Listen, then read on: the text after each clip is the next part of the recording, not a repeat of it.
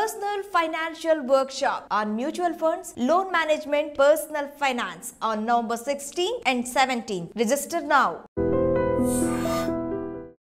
Hi hello నమస్తే welcome back to iDream media. ఈరోజు మనతో ఉన్నారు హైకోర్టు అడ్వకేట్ అయిన రమేష్ కడారి గారు. చాలామందికి క్రెడిట్ కార్డ్ అలాగే బ్యాంక్ లోన్స్ పే చేయలేదని చెప్పేసి మీ ఇంటి మీదకి రకరకాల మనుషులు వస్తూ ఉంటారు. వాళ్ళకి ఎటువంటి అథారిటీ లేకపోయినా కూడా రౌడీయిజం గుండాగిరి చేస్తూ ఉంటారు బ్యాంకుల పేరు మీద. ఇలాంటి విషయాలు మీరు ఎలాంటి జాగ్రత్తలు తీసుకోవాలి, వాళ్ళు మీరు ఎదిరించగలరా లేదా, ఈ విషయాలనేవి మన సార్తో మాట్లాడతాం. నమస్తే సార్. నమస్తే అండి.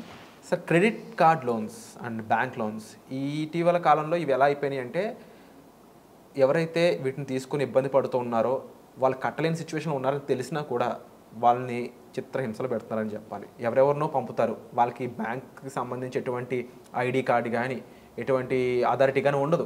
అలాంటి మనుషులు ఈ లోన్స్ మీరు కట్టలేదనే ఉద్దేశంతో వెళ్ళి రౌడీయిజం గుండాగిరి చేస్తూ ఉంటారు. ఇలాంటి సమయాల్లో అక్కడ ఈ లోన్ తీసుకొని కట్టలేని వ్యక్తులు ఎవరైతే ఉన్నారో వాళ్ళు ఎలా జాగ్రత్త పడాలి, కట్టలేని వాళ్ళ పరిస్థితిని వాళ్ళు ఎలా ఎక్స్ప్లెయిన్ చేసుకోగలగాలి, ఎప్పుడు కడతామని చెప్పగలిగినా ఎవరికి చెప్పాల్సి ఉంటుంది, వీటిపై ఒక అవగాహన ఇస్తారు. బ్యాంక్ లోన్స్ కానీ క్రెడిట్ కార్డ్స్ కానీ ఇందులో మనకేముంటాయంటే సెక్యూర్డ్ లోన్స్, అన్సెక్యూర్డ్ లోన్స్ అని ఉంటాయి. సెక్యూర్డ్ లోన్స్ అన్నీ కూడా ఎప్పుడైనా ఒక ప్రాపర్టీని సెక్యూర్డ్గా పెట్టుకొని వాళ్ళు లోన్ ఇస్తారు. ఒకవేళ ప్రాపర్టీ మంచి సెక్యూర్డ్ లోన్ కట్టనట్లయితే ఆ సెక్యూర్డ్ లోన్ జప్తు చేసుకుంటారు, లేదా సర్ఫేస్ యాక్ట్ కింద కేసులు వేసుకొని వాళ్ళు సెటిల్ చేసుకుంటారు. అక్కడ ప్రాబ్లం లేదు, బ్యాంకులకు ప్రాబ్లం లేదు, క్లయింట్స్కి కూడా ప్రాబ్లం లేదు. సో ప్రాపర్టీ మీద సెక్యూరిటీ పెట్టుకున్నాం కాబట్టి కంపల్సరీ కట్టాలా, కట్టకపోతే నాకు చాలా ప్రాబ్లం అవుతుందని వాళ్ళు తెలుసుకుంటారు, ముందు జాగ్రత్త పడతారు. రెండోది వచ్చి అన్సెక్యూర్డ్ లోన్స్. అన్సెక్యూర్డ్ లోన్స్ అంటే ఏంటి? Credit card loans. Credit card అనేది మనకు ఉన్నటువంటి సిబిల్ స్కోర్ ఉంటుంది కదా, సిబిల్ స్కోర్ మీద డిపెండ్ అయ్యి మాత్రమే ఇస్తారు. సిబిల్ స్కోర్ 750 కంటే ఎక్కువ ఉంది, అబ్బాయి బాగా కడుతున్నాడు, ఇంతకుముందు తీసుకున్న లోన్స్ అన్ని కూడా బాగున్నాయి, పేమెంట్ అని మరీ ఫోన్ చేసి క్రెడిట్ కార్డు కావాలన్నా అని అడిగి ఒక క్రెడిట్ కార్డు ఉంటే ఇంకా 4 క్రెడిట్ కార్డు, 5 క్రెడిట్ కార్డులు, 6 క్రెడిట్ కార్డులు కూడా తీసుకొని 10 క్రెడిట్ కార్డు తీసుకొని ఉన్నారు. అంటే ఈ క్రెడిట్ కార్డు ఒకసారి సిబిల్ మంచిగా మెయింటైన్ చేస్తున్నప్పుడు కడుతున్నాడు, అతని శాలరీ ఎంత వస్తుంది, ₹1,00,000 శాలరీ వస్తుంది అంటే అతని పేమెంట్లు ఎన్ని పోతున్నాయి, నాకు ఎంతవరకు కడుతున్నాడు అనే వరకే సిబిల్ రిపోర్ట్ వస్తుంది. దాన్ని బేస్ చేసుకొని ఒక కంపెనీలన్నీ పోటీ పడి, బ్యాంకులన్నీ పోటీలు పడి క్రెడిట్ కార్డులు ఇస్తున్నాయి. సో వీళ్ళు అవసరం ఉన్నా అవసరం లేకపోయినా నాకు వాళ్ళ అవసరాలు క్రియేట్ చేసుకొని మిస్యూజ్ చేసుకుంటున్నారు.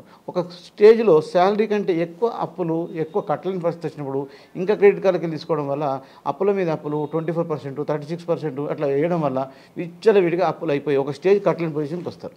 ఇలాంటి కేసులు ఈ మధ్యన చాలా అవుతున్నాయి. ఆ అప్పులు వేధించడం ఏంటంటే ఆ యొక్క అప్పులు కలెక్షన్ చేయడం కోసం బ్యాంకుల వాళ్ళు ప్రైవేట్ ఏజెన్సీలను కనుక్కుంటారు.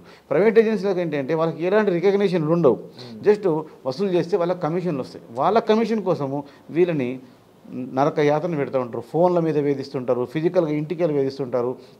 అవసరం వస్తే వాళ్ళ ఊర్లో ఈ మధ్యన తెలిసింది, వాళ్ళ ఊరికి సర్పంచ్ ఫోన్ చేసి మీ ఊరు అబ్బాయి మాకు లోన్ కడతలేడు, మీ ఊరికి వస్తున్నాం ఫలానా అంటే ఊరందరికీ తెలిసిపోతుంది. అంటే ఏదో గోప్యంగా ఉన్నటువంటి ఒక లోన్ తీసుకున్న అబ్బాయి అలా ఊరు సర్పంచ్కి ఫోన్ చేయడము, వాళ్ళ అమ్మ నాన్నకు ఫోన్ చేయడము, దాన్ని భరించలేక కొందరు సూసైడ్లు కూడా చేసుకుంటున్నారు. ఈ మధ్యన అయితే సూసైడ్స్ కూడా చాలామంది చేసుకుంటున్నారు. ఈ మధ్య మనము కరీంనగర్లో తీసుకోండి, నిజామాబాద్లో తీసుకోండి. నిజామాబాద్లో నాకు తెలిసినటువంటి ఒక ఫ్యామిలీ రియల్ ఎస్టేట్ వ్యాపారి. సో అతను నా క్లయింటే. అతను భార్య ఇద్దరు పిల్లల్ని చంపుకొని కపిల హోటల్లో చనిపోయాడు. సో అప్పుల బాధలు భరించలేక. అలాగే అంతేకాకుండా మన సికింద్రాబాద్లో కూడా జరిగింది, సూర్యాపేటలో కూడా జరిగింది. ఇలాంటి ఇష్యూలు కోకొల్లలు. సో ఇవన్నిటికీ మనం పొల్యూషన్ చూసుకోవాలంటే మనం అప్పులు ఫస్ట్ ఎన్ని ఉన్నాయి, ఎలా కట్టాలి అనేది అంతా ఎవరైనా చెప్తారు. కానీ ఈ అప్పుల బేదని ఎలా తట్టుకోవాలి అంటే, ఇప్పుడు అన్సెక్యూర్డ్ లోన్స్ ఉన్నప్పుడు మీరు 1,00,000 కాదు, 10 లక్షలు కాదు, 1 కోటి కాదు, 5 కోట్లు కాదు, 10 కోట్ల లోన్ ఉన్నా భయపడాల్సిన అవసరం లేదు. చట్టం మిమ్మల్ని కాపాడుతుంది. చట్టం కాపాడుతుందన్న విషయం మనం తెలుసుకోవాలి. చట్టం ఏ విధంగా కాపాడుతుంది అంటే, దీనికి ప్రత్యేకమైన డెట్ రికవరీ ఇంజెక్షన్ సూట్ అని ఒకటి ఉంది. సో ఈ డైనమిక్ పిటిషన్ ఏం చెప్తుంది, ఎవరైతే 10 లక్షల వరకు ఉన్నారో మీకు జూనియర్ సివిల్ కోర్టుకి వెళ్ళండి, 20 లక్షల పైన ఉన్నాయో 50 లక్షల దాకా సీనియర్ సివిల్ కోర్టుకి వెళ్ళండి, 50 లక్షల కంటే ఎక్కువ ఉన్నాయో, 1 కోటి, 2 కోట్లు, 3 కోట్లు ఉన్నాయో మీరు డిస్ట్రిక్ట్ కోర్టుకి వెళ్ళి ఇంజెక్షన్స్ చేసుకోవాలి. అప్పుడు ఈ బ్యాంకులన్నింటినీ మనం డిఫెండెంట్గా పార్టీలుగా చేయాలి. చేసినప్పుడు ఆ పార్టీలన్నింటికి బ్యాంకులకు నోటీసులు వెళ్తాయి. అప్పుడు బ్యాంకుకు మనము ఈ యొక్క కోర్టుకు విన్నవించుకోవాలి, నేను ఈ లోన్ కట్టలేకపోతున్నాను, కట్టలేని స్థితిలో ఉన్నాను, కాబట్టి బ్యాంకులను నన్ను వేధిస్తున్నారు, నాకు ఫోన్ కాల్స్ కానీ ఫిజికల్గా అబ్యూజ్ చేయడం, ఫిజికల్గా ఇంటికి రావడం కానీ, నన్ను నిందించడం కానీ, అబ్యూజ్ చేయడం కానీ, నా ఫోటోలు మార్ఫింగ్ చేసి ఫోటోలు పెడుతున్నారు, ఇలా మా యొక్క ఇంటికి పేరెంట్స్కి ఫోన్ చేస్తున్నారు, ఇవన్నీ నన్ను తగ్గించండి, నన్ను ఆపండి, తర్వాత ఒక 1 ఇయర్ 6 నెలలు టైం ఇవ్వండి, నీకు 6 months లేదా 1 year 2 years రోజులు టైం ఇస్తే నేను కట్టుకోగలుగుతాను అని కోర్టుకు ఒక పిటిషన్ వేసుకోవాలా, దాన్నే డైనమిక్ పిటిషన్ అంటాం. ఈ విధంగా చట్టము అతన్ని తప్పకుండా బ్యాంకుల బారి నుంచి ప్రెజర్ నుంచి కాపాడుతుంది. ఆ రోజు నుంచి ఎప్పుడైతే ఆర్డర్ కాపీ వస్తుందో ఆ ఆర్డర్ కాపీ వచ్చిన తర్వాత ఏ బ్యాంకు వాళ్ళు కూడా ఆ యొక్క క్లయింట్ను అతన్ని ఎవరు ప్రెజర్ చేయరు.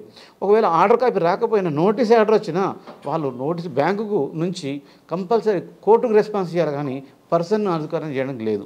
పర్సన్ని చంపించేంత ప్రెజర్ పెట్టాల్సిన అవసరం లేదు.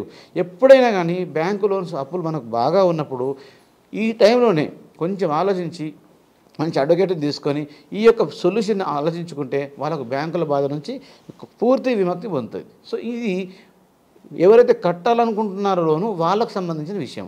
నేను మొత్తంకే కట్టలేను, నేను దాదాపు నాకు ₹1,00,000 ఆస్తి ఉంది, 2-3 కోట్ల అప్పు ఉంది, అప్పుడు దానికి ఇన్సాల్వెన్సీ పిటిషన్ అని ఉంటుంది. దాన్ని మనం ఐపీ పిటిషన్ అంటాం. దివాలా కోరు పిటిషన్ పెట్టుకున్నారు, ఐపీ పెట్టుకున్నాడు, అతను అన్ని మార్పేసి వెళ్ళిపోయాడు అంటారు. అది ఎవరికి అంటే అతను ఫ్యూచర్లో నేను సంపాదించలేను, నాకు 10 లక్షల ఆస్తి ఉంది, 10 కోట్ల అప్పు ఉంది, ఈ 10 లక్షల ఆస్తిని 10 కోట్ల మందికి 10 కోట్ల అప్పులు ఉన్న వాళ్ళందరికీ పనిచేసేయండి, నేను ఈ రోజు నుంచి నేను ఎలాంటి అప్పులు చేయను. అట్లాంటప్పుడు మనకు పర్సనల్గా డ్యామేజ్ అవుతుంది. ఐపీ పెట్టుకుంటే డ్యామేజ్ అవుతుంది. కానీ ఈ డెట్ రికవరీ పిటిషన్ లేదా ఇంజెక్షన్ పిటిషన్ లేదా డైనమిక్ పిటిషన్ మనం అంటున్నాం చూడు, దీనివల్ల ఎలాంటి డ్యామేజ్ ఉండదు.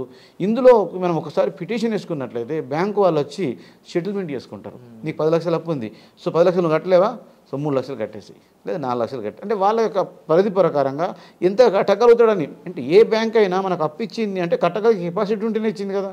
కట్టకపోతే వాళ్ళు ఇవి non secured finance, so compulsory ఏదో విధంగా వాళ్ళ నుంచి అప్పు కలెక్ట్ చేసుకోవాలి. కాబట్టి సెటిల్మెంట్ పిటిషన్ కూడా వేసుకోవచ్చు. సెటిల్మెంట్ పిటిషన్ చేసుకొని నేను అంతవరకు కట్టలేను, నాకు విచ్చలవిడిగా వడ్డీ వసూలు చేశారు వీళ్ళు, 20%, 30%, నా ₹1,00,000 అప్పుని 6 లక్షలు అప్పు చేశారు, 50 లక్షల అప్పును 3 కోట్ల రూపాయలు అప్పులు చేశారు, విచ్చలవిడిగా నా మీద ఇంట్రెస్ట్ వేసి నేను కట్టకుండా నన్ను దారుణంగా మోసం చేశారు, కాబట్టి సెటిల్మెంట్ పిటిషన్ వేసుకుని నేను సెటిల్ చేసుకుంటాను. కోర్టును నువ్వు సంప్రదిస్తే కోర్టు నిన్ను తప్పకుండా కాపాడుతుంది, రక్షిస్తుంది, చట్టం తప్పకుండా కాపాడుతుంది. కామన్ మ్యాన్కి లా అనేది ఎప్పుడు సపోర్టివ్గానే ఉందండి. కేవలం సరైన ఇన్ఫర్మేషన్ మనకు తెలియకపోవడం వల్ల మనం ఎంతసేపు చట్టం ఎప్పుడు డబ్బున్న వాళ్ళకి కొమ్ము కాస్తుందని ఒక స్టేట్మెంట్స్ అంటూ ఉంటాం, కానీ మన కోసం కూడా చట్టంలో ఎన్నో విషయాలు అనేవి పొందుపరచడం జరిగింది. వాటిని మీరు తెలుసుకోవాలనుకున్నట్లయితే డిస్ప్లే అవుతున్న నెంబర్స్కి కాల్ చేయడం ద్వారా మీరు సార్ని సంప్రదించవచ్చు. సార్, అన్నిటికన్నా ముఖ్యంగా చాలామందికి విజయమాల్య లాంటి వాళ్ళు అలా డబ్బున్న వాళ్ళకి మాత్రమే కోర్టులు హెల్ప్ చేస్తాయి అనుకుంటారు, కానీ ఎన్నో విషయాలు ఇప్పుడు మీరు అడ్రస్ చేసిన ఇందులో చూసుకున్నట్లయితే కామన్ మ్యాన్ ఇబ్బంది పడకుండా ఉండడానికి ఎలాంటి చట్టాలు మన దగ్గర ఉన్నాయనేది అర్థమైంది. ఇలాంటి ఒక గొప్ప ఇన్ఫర్మేషన్ మాతో షేర్ చేసుకున్నందుకు thank you so much. Thank you.